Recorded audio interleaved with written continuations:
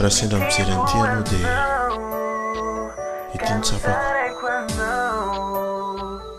fa ela ihany aho izay miteto niandranao mba hijery anahy tadidiko foana ilay fiarahantsika nioroka nataontsika voalohany tantara lehibe teo amin'ny fiainako fa alohan'ny hitsaranao aho dia leo ilaza aminao ny zavatra tena nitranga ilazanao ny rehetrarehetra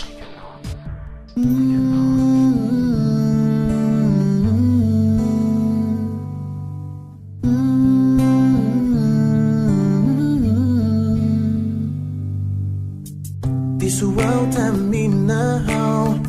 namitakilay fonao nefa tsy ampeniko anao fa tiako ianao adisokora ny sarakisik anikany fonao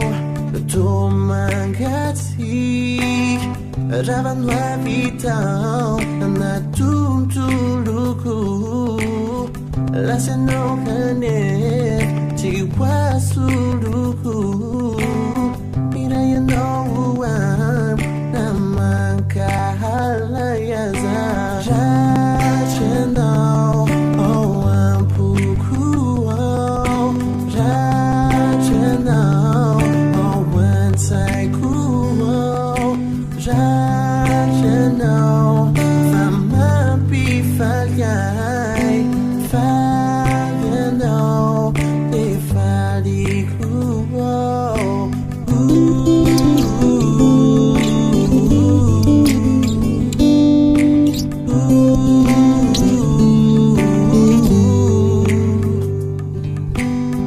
sarotramiko ny nanadinanao satria anao tondraikitrao ampokoao ny fonao doratraiko ka nanday ai vetivety ny fonao ny valoao nanao izay mety azaonanao indray fa ny fonao totrisy ankalasa natira rachanao ao ampukuao rachanao ao antsaikuao rachanao famapifaliai falianao te falikuao isarakianao nanampiai isarakianao nitiai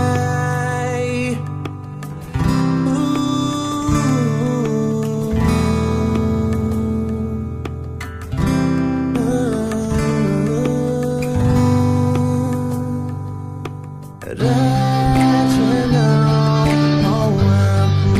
ampukuao rachanao ao antsaikuao rachanao famapifaliai falianao te falikuao rachanao ao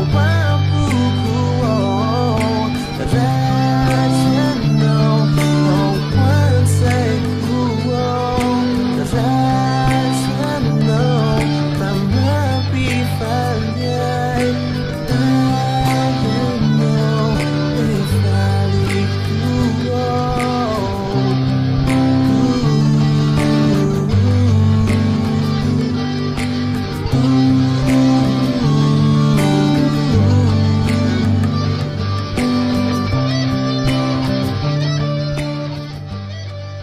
dia izay le mialatsiny